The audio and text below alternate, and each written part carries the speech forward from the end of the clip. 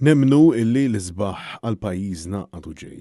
Kliem poetiku ġej mill-Prim Ministru Robert Abela quddiem il-Partitarji Laburisti illi nġabru quddiem il-Ministeru għas-Saħħa fi Strada Merkanti.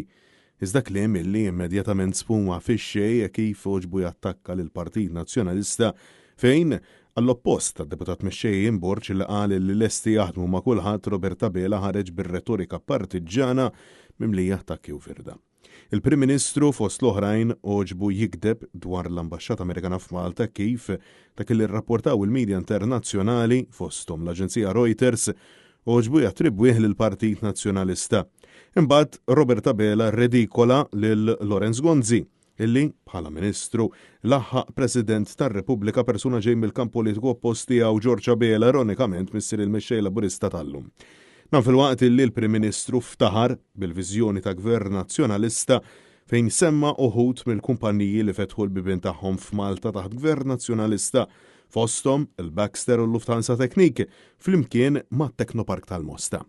Kelli l-opportunità flimkien ma' Silvio Xkembri żorna t-Teknopark fil-Mosta. Tal-huwa proġett ta' amministrazzjoni oħra vera ma jiena fejn huwa tajjeb infaħru.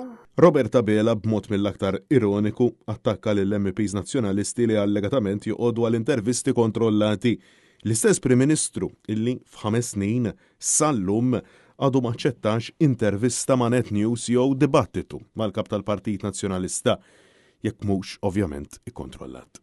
Matul l-attività lajta tal-ħaddim l-ewwel qabel kollox ma naqsitx fil-waqt li insista illi kull ħaddiem għandu d-dinjità li tixraqlu. Ironikament, fl-istess jum illi Melvin Toma li nata proklama reġa' tenna taħt ġurament fil-qorti illi Sandro Kraus, illum Sindku Laburista tar-Rabat, flimkien ma' Keith Schembri kienu taħ xogħol mal-gvern biex ma jagħmel assolutament xejn u ta' dan huwa stmat li nata aktar minn 3500 euro mit-taxxi tal-poplu.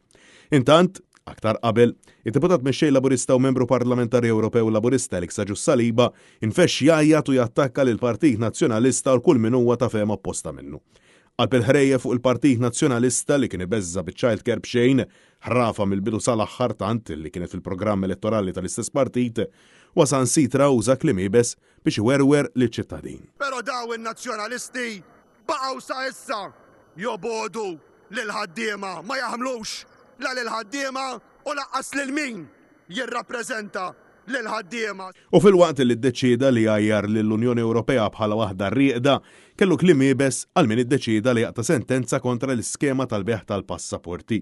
L-istess skema li kien Joseph Muscat, illi tabidu għalija minn wara dar il-poplu f'klimkien ma' Henley & Partners, u fil-waqt li huwa minnu illi eluf ta' euro ġew investiti minn din l-iskema u għafattu kol li din l-iskema preżentament qed titqis illegali.